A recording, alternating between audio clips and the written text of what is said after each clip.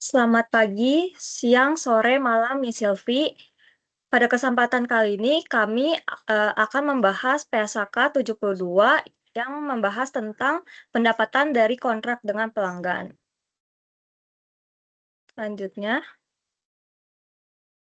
berikut adalah anggota dari kelompok kami. Yang pertama ada Ervin Julian Wijaya dengan NIM belakang 083, lalu ada Vivi Novita dengan NIM belakang 128, lalu ada Clara Amelia dengan NIM belakang 131, lalu dengan saya sendiri Vanessa Angelika dengan NIM belakang 132, lalu ada Muhammad Azri dengan NIM belakang 172, lalu ada Alia dengan NIM belakang 278. Oke, kita masuk ke pendahuluan terlebih dahulu. Jadi PSAK 72 ini adalah standar akuntansi yang mengatur pendapatan dari kontrak dengan pelanggan dan merupakan adopsi dari IFRS 15. Nah, standar ini tuh digunakan menggunakan satu model pengakuan pendapatan yang komprehensif untuk seluruh kontrak dengan pelanggan. Prinsip intinya itu adalah mengakui pendapatan untuk menggambarkan pengalian barang atau jasa yang dijanjikan kepada pelanggan sebesar jumlah imbalan yang diperkirakan menjadi hak entitas. Nah, di PSAK 72 ini ada tujuannya yaitu untuk melaporkan informasi yang berguna mengenai yang pertama sifat pendapatan, lalu jumlah pendapatan, waktu pengakuan pendapatan, dan juga ketidakpastian pendapatan dan arus kas dari kontrak dengan pelanggan. Selanjutnya akan dilanjutkan oleh rekan kelompok saya. Nah, di bagian sini kami akan masuk ke dalam pendahuluan bagian ruang lingkup. Nah, PSAK 72 ini berlaku untuk semua kontrak dengan pelanggan kecuali yang pertama ada kontrak sewa yang diatur dalam PSAK 73, lalu ada kontrak asuransi dan ini diatur dalam PSAK 62, ada instrumen keuangan yang diatur dalam PSAK 71, 65, 66, 4, dan 15. Serta ada pertukaran non-moneter antara entitas dalam lini bisnis yang sama. Selanjutnya akan dijelaskan oleh rekan saya.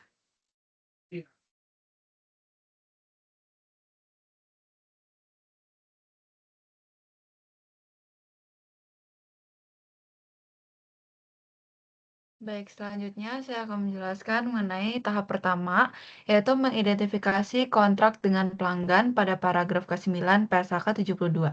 Jadi, pada tahap pertama ini itu memastikan bahwa terdapat kontrak yang sah antara entitas dan pelanggan, di mana kontrak itu dapat berbentuk, yang pertama itu ada kontrak tertulis, kontrak lisan, praktik bisnis yang lazim. Jadi, kontrak tertulis sendiri itu adalah perjanjian yang dituangkan dalam dokumen dan ditandatangani oleh para pihak. Kontrak lisan itu adalah kesepakatan yang dibuat secara verbal, tetapi tetap memiliki kekuatan hukum. Praktik bisnis yang lazim itu adalah kebiasaan yang selama ini dilakukan dan dipahami oleh kedua belah pihak. Agar kontrak itu dapat diakui berdasarkan PSAK 72, kontrak itu harus memenuhi 6 kriteria. Yang pertama itu dapat dipaksakan pelaksanaan hak dan kewajibannya.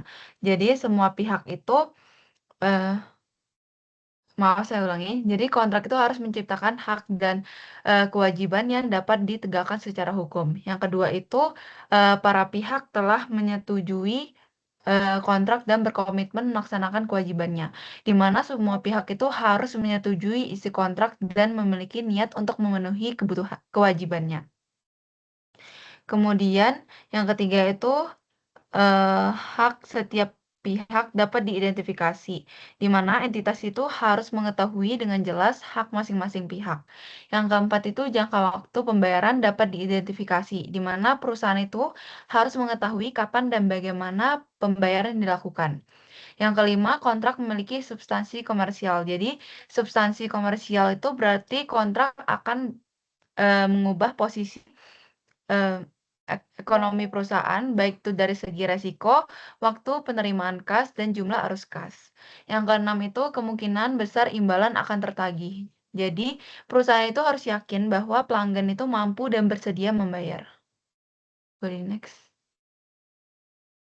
Selanjutnya itu jika kriteria pada paragraf ke-9 itu tidak tidak terpenuhi. Jadi pada kondisi tertentu, kontrak itu tidak memenuhi seluruh persyaratan yang ada pada PSAK 72. Misalnya, kemampuan bayar pelanggan yang diragukan, kemudian hak dan kewajiban yang belum jelas. Namun, perusahaan itu sudah menerima uang dari pelanggan. Dalam situasi ini, uang yang diterima itu belum boleh diakui sebagai pendapatan. Nah, pendapatan itu hanya boleh diakui apabila memenuhi salah satu kondisi. Kondisi pertama itu tidak ada sisa kewajiban dan uang tidak dapat dikembalikan. Jadi, barang dan atau jasa itu sudah sepenuhnya diberikan. Kemudian tidak ada lagi kewajiban dari perusahaan, seluruh pembayaran telah diterima dan uang tidak dapat diminta kembali oleh pelanggan. Kondisi kedua itu kontrak berakhir dan uang tidak dapat dikembalikan. Jadi hubungan kontraktual itu sudah selesai. Tidak ada kewajiban tersisa dan dana yang diterima itu tidak perlu dikembalikan. Boleh di next. Oke, selanjutnya itu adalah kombinasi kontrak. Jadi, kombinasi kontrak itu adalah kondisi ketika dua atau lebih kontrak dengan pelanggan yang sama digabungkan dan dicatat sebagai satu kontrak. Hal ini dilakukan agar pengakuan pendapatan mencerminkan substansi ekonomi transaksi yang sebenarnya, bukan hanya berdasarkan pada jumlah dokumen kontrak yang dibuat. PSAK 72 ini menyatakan bahwa kontrak itu harus dikombinasikan jika memenuhi salah satu kriteria berikut. Kriteria yang pertama itu kontrak dinegosiasikan sebagai satu paket dengan tujuan komersial tunggal. Jadi beberapa kontrak itu akan dibuat secara bersamaan untuk mencapai satu tujuan bisnis yang sama. Contohnya kayak kontrak pembangunan gedung dan pemasangan AC yang dinegosiasikan sebagai satu proyek. Kriteria yang kedua itu adalah imbalan dalam satu kontrak bergantung pada kontrak lain. Jadi harga atau pembayaran dalam suatu kontrak itu dipengaruhi oleh kontrak lainnya. Contohnya, pelanggan itu mendapatkan diskon jasa pemeliharaan jika membeli mesin dari perusahaan yang sama. Kriteria yang ketiga itu, barang atau jasa ini merupakan satu kewajiban pelaksanaan. Jadi, barang atau jasa dalam beberapa kontrak itu saling berkaitan dan tidak dapat dipisahkan. Contohnya, kayak penjualan software dan jasa instalasinya yang harus digunakan bersamaan agar berfungsi. Boleh di next. Selanjutnya ada modifikasi kontrak. Jadi modifikasi kontrak ini adalah perubahan yang disetujui oleh para pihak dalam kontrak. Baik itu berupa perubahan ruang lingkup pekerjaan, penambahan atau pengurangan barang atau jasa, maupun perubahan harga kontrak. Nah, dalam PSAK 72 ini mengatur bahwa setiap perubahan kontrak itu harus dievaluasi untuk menentukan apakah perubahan tersebut dicatat sebagai kontrak yang terpisah atau sebagai bagian dari kontrak yang sudah ada. Modifikasi kontrak itu dicatat sebagai kontrak terpisah apabila memenuhi kedua kondisi berikut. Yang pertama itu ruang lingkup kontrak meningkat karena penambahan barang atau jasa yang bersifat dapat dibedakan. Jadi barang atau jasa tambahan itu dapat digunakan atau memberikan manfaat secara terpisah oleh pelanggan. Yang kedua, harga kontrak bertambah sesuai dengan harga jual berdiri sendiri. Jadi harga yang dibayarkan untuk barang atau jasa tambahan itu mencerminkan harga normal yang berlaku di pasar. Selanjutnya akan dijelaskan oleh rekan kelompok saya. Baik, selanjutnya adalah mengidentifikasi kewajiban pelaksanaan. Pada paragraf 22 dan 23, meminta entitas untuk memilah janji dalam kontrak menjadi dua kategori utama. Yang pertama, A, itu ada suatu barang atau jasa, atau sepaket barang atau jasa, yang bersifat dapat dibedakan,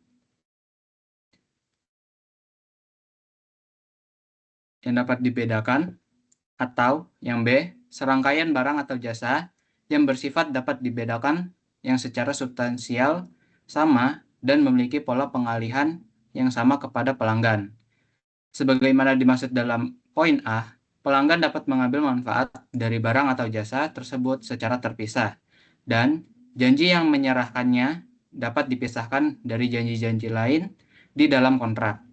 Sebagaimana maksud dalam 22 poin B dan 23, jika perusahaan memberikan jasa yang sama secara berulang-ulang setiap hari atau setiap bulan, akuntansi tidak perlu memecahnya menjadi ratusan kewajiban pelaksanaan yang berbeda. Cukup dianggap sebagai satu kesatuan kewajiban yang diselesaikan sepanjang waktu. Jika Jika pelanggan tidak menerima sesuatu yang bisa mereka kendalikan atau gunakan, maka aktivitas tersebut tidak boleh diakui sebagai kewajiban pelaksanaan yang terpisah. Selanjutnya yaitu membahas janji dalam kontrak pelanggan. Kontrak dengan pelanggan secara eksplisit menyatakan barang atau jasa yang dijanjikan oleh entitas untuk dialihkan kepada pelanggan. Akan tetapi, kewajiban pelaksanaan yang diidentifikasi dalam kontrak dengan pelanggan tidak terbatas pada barang atau jasa yang secara eksplisit dinyatakan dalam kontrak. Hal ini karena kontrak dengan pelanggan dapat juga mencakup janji yang tersirat dalam praktis bisnis umum entitas. Kebijakan yang dipublikasikan atau pernyataan spesifik jika pada saat menyepakati kontrak, janji tersebut menciptakan ekspektasi yang valid dari pelanggan bahwa entitas akan mengalihkan barang atau jasa kepada pelanggan. Perusahaan harus mengakui sebuah janji sebagai kewajiban pelaksanaan jika perusahaan telah menciptakan ekspektasi yang valid atau sah di mata pelanggan bahwa mereka akan menerima barang atau jasa tersebut meskipun tidak tertulis di kontrak. Ekspektasi ini bisa muncul dari yang pertama, praktik bisnis perusahaan yang sudah lazim di masa lalu atau bisa disebut kebiasaannya. Yang kedua, yaitu ada kebijakan perusahaan yang dipublikasikan secara umum. Yang ketiga, pernyataan spesifik yang dibuat oleh perusahaan pada saat kontrak disepakati, misalnya brosur, promosi, atau janji salesman. Jika pelanggan tidak menerima sesuatu yang bisa mereka kendalikan atau digunakan, maka aktivitas tersebut tidak boleh diakui sebagai kewajiban yang terpisah. Selanjutnya adalah barang atau jasa yang bersifat dibedakan. Bergantung pada kontrak, barang atau jasa yang dijanjikan dapat mencakup, tetapi tidak terbatas pada hal berikut. A. Penjualan barang yang diproduksi oleh entitas. Contohnya itu persediaan pabrikan. B. Penjualan kembali barang yang dibeli oleh entitas. Contohnya, barang dagangan dari pedagang eceran. Yang C. Penjualan kembali hak barang dan jasa yang dibeli oleh entitas. Contohnya, sebuah tiket dijual kembali oleh entitas yang berperan sebagai prinsipal. Yang D. Pelaksanaan tugas yang disepakati oleh kontraktual kepada pelanggan. Yang E. Penyediaan jasa yang siap bersedia untuk memberikan barang atau jasa. Contohnya, pembaharuan tidak spesifik terhadap perangkat lunak yang disediakan dengan dasar saat dan jika tersedia, atau membuat barang atau jasa tersedia kepada pelanggan untuk digunakan pada saat dan jika pelanggan memutuskan. Yang F. Penyediaan jasa pengaturan kepada pihak lain untuk mengalihkan barang atau jasa kepada pelanggan, contohnya, berperan sebagai agen dari pihak lain, sebagaimana dideskripsikan dalam paragraf PP 34 sampai PP 38. Yang G, pemberian hak kepada barang atau jasa yang disediakan di masa depan yang dapat dijual kembali atau disediakan entitas kepada pelanggannya. Contohnya, entitas yang menjual produk kepada pedagang eceran berjanji untuk mengalihkan tambahan barang atau jasa kepada individu yang membeli produk dari pedagang eceran. Yang H, ada konstruksi, manufaktur, atau pengembangan aset atas nama pelanggan. Yang I, itu adalah pemberian lisensi. Yang terakhir adalah J, pemberian opsi untuk membeli tambahan barang atau jasa ketika opsi tersebut memberikan hak yang material. Nah, barang atau jasa yang dijanjikan kepada pelanggan bersifat dapat dibedakan jika kedua kriteria berikut terpenuhi. Yang pertama, pelanggan memperoleh manfaat dari barang atau jasa, baik barang atau jasa itu sendiri, bersama dengan sumber daya lain yang siap tersedia kepada pelanggan, yaitu barang atau jasa yang bersifat dapat dibedakan atau barang tersebut biayanya sering dijual terpisah di toko lain. Kriteria kedua yaitu janji entitas yang mengalihkan barang atau jasa kepada pelanggan yang dapat diidentifikasikan secara terpisah dari janji lain dalam kontrak, yaitu janji untuk mengalihkan barang atau jasa yang bersifat dapat dibedakan konteks kontrak-kontrak tersebut. Dalam PSAK 72 memberikan 3 indikator bahwa barang atau jasa tidak dapat dipisahkan, alias wajib digabung. Yang pertama, entitas menyediakan jasa yang signifikan dari mengintegrasikan barang atau jasa dengan barang atau jasa lainnya yang dijanjikan dalam kontrak menjadi sepaket barang atau jasa yang mempresentasikan output kombinasikan untuk pelanggan yang sudah berkontrak. Dengan kata lain, entitas menggunakan barang atau jasa sebagai input untuk memproduksi atau mengirimkan output kombinasi atau output yang ditetapkan oleh pelanggan.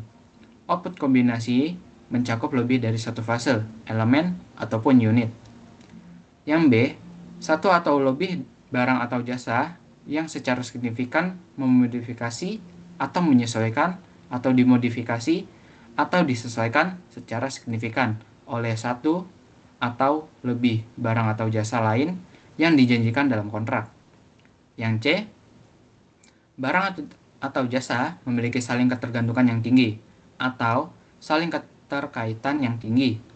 Dan kata lain, masing-masing barang atau jasa dipengaruhi secara signifikan oleh satu atau lebih barang atau jasa lain dalam kontrak. Sebagai contoh, dalam beberapa kasus, 2 atau lebih barang jasa dipengaruhi signifikan oleh satu sama lain karena entitas tidak dapat memenuhi janji yang mengalihkan masing-masing barang atau jasa secara independen. Jika barang atau jasa yang dijanjikan tidak bersifat dapat dibedakan, entitas mengombinasikan barang atau jasa dengan barang atau jasa lain yang dijanjikan sampai entitas mengidentifikasi sepaket barang atau jasa tersebut bersifat dapat dibedakan. Dalam beberapa kasus, hal tersebut akan mengakibatkan entitas mencatat seluruh barang atau jasa yang dijanjikan dalam kontrak sebagai kewajiban pelaksanaan tunggal. Selanjutnya akan dibahas oleh rekan saya. Selanjutnya ada penyelesaian kewajiban pelaksanaan. Entitas mengakui pendapatan ketika atau selama kewajiban pelaksanaan diselesaikan dengan mengalihkan barang atau jasa kepada pelanggan. Pengalihan terjadi saat pelanggan memperoleh pengendalian atas aset tersebut. Untuk setiap kewajiban pelaksanaan, entitas menentukan pada awal kontrak apakah kewajiban tersebut diselesaikan sepanjang waktu atau pada suatu waktu tertentu. Jika tidak diselesaikan sepanjang waktu, maka kewajiban pelaksanaan dianggap diselesaikan pada suatu waktu tertentu. Barang atau jasa dianggap sebagai aset ketika diterima dan digunakan oleh pelanggan. Pengendalian atas aset berarti kemampuan untuk mengarahkan penggunaan aset, memperoleh sebagian besar manfaatnya, serta mencegah pihak lain menggunakan dan memperoleh manfaat dari aset tersebut. Manfaat aset dapat diperoleh melalui yang pertama, penggunaan aset untuk menghasilkan barang atau jasa, meningkatkan nilai aset lain, mengurangi liabilitas atau beban, menjual atau mempertukarkan aset, menjadikan aset sebagai jaminan pinjaman, atau memiliki aset tersebut. Dalam menilai apakah pelanggan telah memperoleh pengendalian atas aset, entitas mempertimbangkan adanya perjanjian pembelian kembali atau repurchase agreement atas aset tersebut. Next.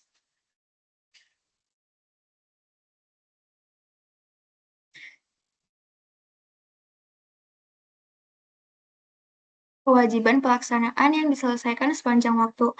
Perusahaan mengakui pendapatan secara bertahap atau sepanjang waktu jika pengendalian barang atau jasa juga berpindah secara bertahap kepada pelanggan. Hal ini terjadi jika salah satu dari kondisi berikut terpenuhi. Yang pertama, pelanggan langsung menerima manfaat. Yang kedua, perusahaan membuat atau meningkatkan aset milik pelanggan. Dan yang terakhir, aset yang dibuat tidak bisa dengan mudah dialihkan ke pelanggan lain, dan perusahaan berhak dibayar atas pekerjaan yang sudah dilakukan. Aset yang dibuat oleh perusahaan dianggap tidak memiliki penggunaan alternatif jika perusahaan tidak dapat mengalihkannya untuk tujuan lain, baik karena dibatasi oleh kontrak maupun karena secara praktik tidak memungkinkan. Penilaian ini dilakukan saat kontrak dimulai dan biasanya tidak diubah, kecuali jika ada perubahan kontrak yang memengaruhi kewajiban pelaksanaan. Saat menilai apakah perusahaan memiliki hak untuk menerima pembayaran atas pekerjaan yang sudah diselesaikan, perusahaan harus memperhatikan isi kontrak dan aturan hukum yang berlaku. Hak pembayaran tersebut tidak harus berupa jumlah yang tetap. Namun, jika kontrak dihentikan oleh pelanggan atau pihak lain, bukan karena kesalahan perusahaan, perusahaan tetap berhak menerima pembayaran yang setidaknya mengganti nilai pekerjaan yang sudah diselesaikan hingga saat itu. Next. Selanjutnya ada kewajiban pelaksanaan yang diselesaikan pada waktu tertentu. Jika kewajiban pelaksanaan tidak diselesaikan sepanjang waktu, maka entitas mengakuinya pada suatu waktu tertentu. Untuk menentukan kapan pelanggan memperoleh pengendalian atas aset yang dijanjikan, entitas mempertimbangkan persyaratan pengendalian. Selain itu, entitas juga mempertimbangkan beberapa indikator pengalihan pengendalian berikut. Yang A, hak kini atas pembayaran aset. Jadi, entitas itu berhak menerima pembayaran atas aset yang menunjukkan bahwa pelanggan telah memperoleh manfaat dari aset tersebut. Yang B, hak kepemilikan legal atas aset. Pelanggan memiliki hak kepemilikan legal atas aset, jadi pengalihan hak tersebut itu dapat menunjukkan bahwa pengendalian aset telah berpindah kepada pelanggan. Namun, jika hanya sebagai jaminan pembayaran, pengendalian aset belum tentu berpindah. Yang C, kepemilikan fisik atas aset. Entitas telah menyerahkan kepemilikan fisik aset kepada pelanggan.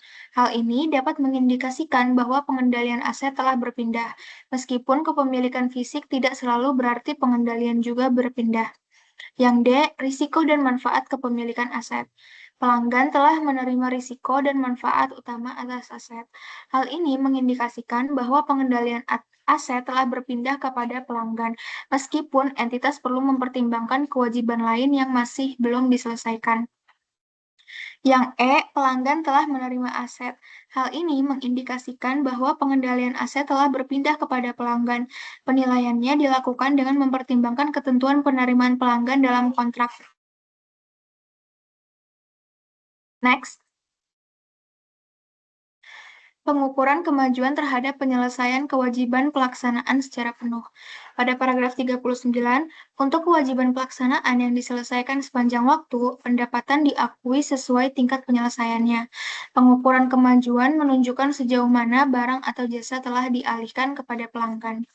Pada paragraf ke-40, entitas menggunakan metode pengukuran kemajuan yang konsisten untuk setiap kewajiban pelaksanaan yang diselesaikan sepanjang waktu. Pada akhir setiap periode pelaporan, kemajuan tersebut dievaluasi kembali. Pada paragraf 41, metode pengukuran kemajuan dapat menggunakan metode output atau input. Dalam memilih metode yang sesuai, entitas mempertimbangkan sifat barang atau jasa yang dialihkan ke pelanggan. Pada paragraf 42, dalam mengukur kemajuan, entitas hanya memasukkan barang atau jasa yang pengendaliannya telah dialihkan kepada pelanggan. Yang belum dialihkan tidak dimasukkan ke dalam pengukuran. Pada paragraf 43, jika kondisi berubah selama kontrak berlangsung, entitas memperbarui pengukuran kemajuan untuk mencerminkan perubahan hasil kewajiban pelaksanaan. Pada paragraf 44, entitas mengakui pendapatan atas kewajiban pelaksanaan yang diselesaikan sepanjang waktu hanya jika kemajuan penyelesaiannya dapat diukur secara rasional. Pada paragraf 45, dalam kondisi tertentu, seperti pada tahap awal kontrak, entitas mungkin belum dapat mengukur hasil kewajiban pelaksanaan secara rasional. Dalam keadaan ini, pendapatan diakui sebesar biaya yang telah terjadi dan diperkirakan dapat dipulihkan sampai hasil kewajiban pelaksanaan dapat diukur secara rasional. Selanjutnya akan dibahas oleh rekan saya. Baik, selanjutnya akan membahas step 3. Jadi pada langkah ketiga ini entitas menentukan harga transaksi.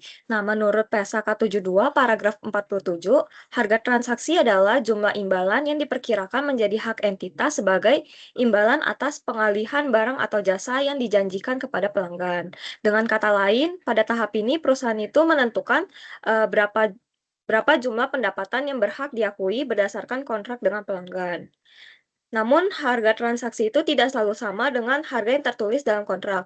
Oleh karena itu, PSAK 72 paragraf 48 ini mengatur bahwa dalam menentukan harga transaksi, entitas itu juga harus mempertimbangkan 5 hal berikut. Yang pertama ada imbalan variabel, yang kedua estimasi pembatas imbalan variabel, lalu yang ketiga komponen pendanaan signifikan, yang keempat imbalan non-kas, dan yang kelima imbalan yang dibayarkan kepada pelanggan.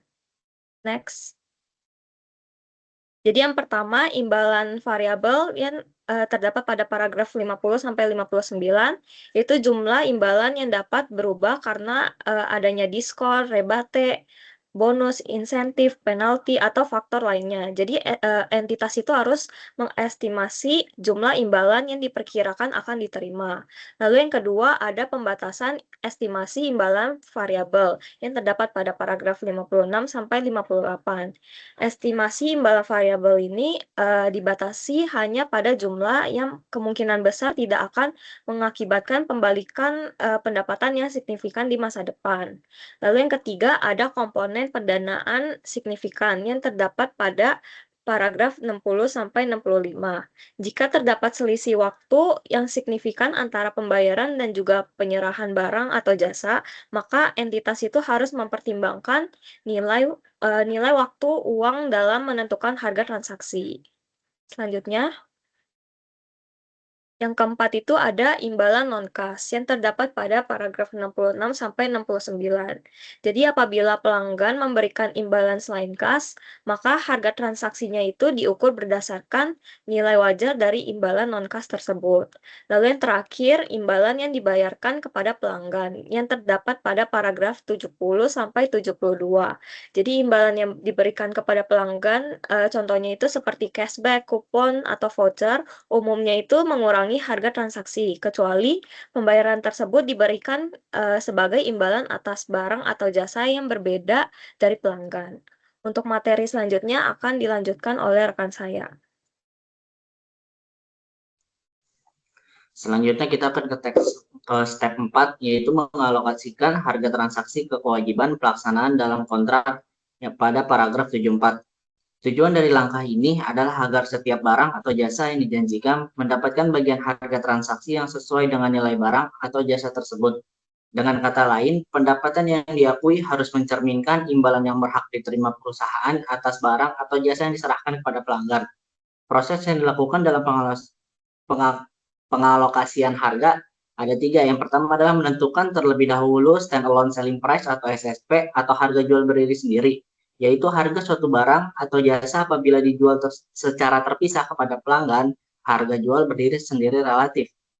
Yang kedua, jika harga jual berdiri sendiri tidak secara langsung dapat diobservasi, maka entitas mengestimasikan harga jual berdiri sendiri pada jumlah yang akan menghasilkan alokasi harga transaksi yang memenuhi tujuan alokasi dalam paragraf 73. Lalu ada yang ketiga, yaitu diskon pada paragraf 82 dan imbalan variabel pada paragraf 85. Dialokasikan sepenuhnya untuk masing-masing kewajiban pelaksanaan jika kriteria yang ditentukan telah terpenuhi. Next.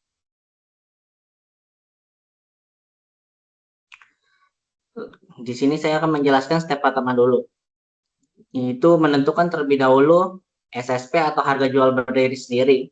Jika barang atau jasa dijual secara terpisah kepada pelanggan, maka harga juallah digunakan SSP. Bukti terbaik untuk menentukan SSP adalah harga yang dapat diamati secara langsung dalam transaksi terpisah dengan kondisi yang serupa. Jika sebuah perusahaan menjual laptop seharga 12 juta dan software seharga 3 juta secara terpisah, kemudian keduanya dijual dalam satu paket seharga 13.500.000, maka SSP masing-masing tetap 12 juta dan 3 juta. Karena total SSP sebesar 15 juta, harga transaksi 13.500.000 itu dialokasikan secara proporsional berdasarkan perbandingan SSP masing-masing produk. Next. Lalu ada yang step kedua, yaitu jika harga jual berdiri sendiri tidak secara langsung dapat diobservasi. Namun dalam beberapa kondisi, SSP tidak dapat diobservasi secara langsung. Jika hal ini terjadi, perusahaan harus mengestimasikan SSP menggunakan salah satu dari 3 pendekatan berikut. Yang pertama itu ada Adjusted Mark Assessment Approach. Pendekatan ini dilakukan dengan menganalisis kondisi pasar dan memperkirakan harga yang bersedia dibayar pelanggan untuk barang atau jasa tersebut. Caranya dapat dilakukan dengan melihat harga pesaing, kondisi pasar, serta karakteristik produk yang ditawarkan. Yang kedua ada Expected Cost plus Margin Approach. Pada pendekatan ini, SSP ditentukan berdasarkan biaya yang diperkirakan untuk memenuhi kewajiban pelaksanaan ditambah margin keuntungan yang wajar. Yang ketiga ada residual approach, yaitu pendekatan ini digunakan dengan cara mengurangi total harga transaksi dengan SSP barang atau jasa lain yang sudah diketahui. Next. Selanjutnya yang terakhir itu ada diskon pada paragraf 82 dan imbalan variabel pada paragraf 85, yaitu memberikan pengecualian terhadap alokasi harga transaksi berdasarkan SSP. Secara umum, diskon dan imbalan variabel dialokasikan ke seluruh kewajiban pelaksanaan secara proporsional. Namun, jika dapat dibuktikan bahwa diskon atau imbalan variabel hanya berkaitan dengan kewajiban pelaksanaan tertentu, maka jumlah tersebut dialokasikan sepenuhnya kepada kewajiban yang terkait. Ketentuan ini bertujuan agar pendapatan yang dilakui lebih mencerminkan substansi ekonomi transaksi dan hubungan sebenarnya antara imbalan yang diberikan dengan barang atau jasa yang menjadi sumbernya. Materi selanjutnya akan dibawakan oleh teman saya. Baik, selanjutnya ada mengakui pendapatan selama entitas menyelesaikan kewajiban pelaksanaan yang ada di paragraf 31. Entitas mengakui pendapatan ketika atau selama entitas memenuhi kewajiban kinerja dengan mengalihkan barang atau jasa yang dijanjikan, yaitu aset, kepada pelanggan. Nah, aset yang dialihkan ketika pelanggan memperoleh pengendalian atas aset ini terbagi menjadi dua. Yang pertama ada pendapatan diakui pada waktu tertentu atau at a point in time. Lalu ada pendapatan diakui sepanjang waktu, yaitu overtime. Jika tidak memenuhi kriteria overtime, pendapatan diakui pada saat pengalihan pengendalian. Boleh di next. Nah, pelanggan secara simultan menerima mengonsumsi manfaat yang disediakan oleh kinerja entitas saat entitas melaksanakan kewajiban pelaksanaannya tersebut, yaitu di paragraf PP 03 hingga PP 04. Kinerja entitas menciptakan atau meningkatkan aset, contohnya pekerjaan dalam proses, yang dikendalikan pelanggan sebagai aset yang diciptakan atau ditingkatkan, dan ini tertera dalam paragraf PP 05. Nah, kinerja entitas tidak menciptakan suatu aset dengan penggunaan alternatif terhadap entitas, yaitu di paragraf 36, dan entitas memiliki hak yang dapat dipaksakan untuk pembayaran kinerja yang diselesaikan sampai suatu tanggal tertentu, yaitu di paragraf 37. Boleh di next. Nah, kewajiban pelaksanaan yang diselesaikan pada waktu tertentu atau performance obligation at a point in time. Nah, jika kewajiban pelaksanaan tidak diselesaikan sepanjang waktu sesuai dengan paragraf 35 hingga 37, maka entitas menyelesaikan kewajiban pelaksanaan pada waktu tertentunya. Untuk menentukan waktu tertentu di mana pelanggan memperoleh pengendalian atas aset yang dijanjikan dan entitas menyelesaikan kewajiban pelaksanaan, entitas wajib mempertimbangkan persyaratan pengendalian dalam paragraf 31 hingga 34. Sebagai tambahannya, entitas mempertimbangkan indikator pengalihan pengendalian yang mencangkup tetapi tidak terbatas pada hal berikut. Yang pertama, ada entitas memiliki hak kini atas pembayaran aset. Yang kedua, ada pelanggan memiliki hak kepemilikan legal atas aset. Yang ketiga, ada entitas telah mengalihkan kepemilikan fisik atas aset. Yang keempat, ada pelanggan memiliki resiko dan manfaat signifikan atas kepemilikan aset. Lalu yang terakhir, ada pelanggan telah menerima aset. Boleh di next. Penyajian dan pengungkapan. Nah, entitas menyajikan kontrak dalam laporan posisi keuangan sebagai aset kontrak atau liabilitas kontrak, bergantung pada hubungan antara kinerja entitas dan pembayaran pelanggan. Nah, entitas menyajikan hak tanpa syarat terhadap imbalan secara terpisah sebagai piutang. Entitas mengungkapkan informasi kualitatif dan kuantitatif tentang seluruh hal berikut. Yang pertama, ada kontrak dengan pelanggan yang tertera dalam paragraf 113 hingga 122. Mempertimbangkan signifikan dan perubahan dalam pertimbangan dibuat dalam menerapkan persyaratan ini terhadap kontrak tersebut, yaitu di paragraf 123 hingga 126. Yang terakhir ada aset yang diakui dari biaya untuk memperoleh atau memenuhi kontrak dengan pelanggan sesuai dengan paragraf 91 atau 95, yaitu di paragraf 127 hingga 128. Nah, demikian presentasi yang dapat kami sampaikan. Mohon maaf apabila terdapat kekurangan atau kesalahan dalam penyampaian materi. Terima kasih banyak atas perhatian Ibu.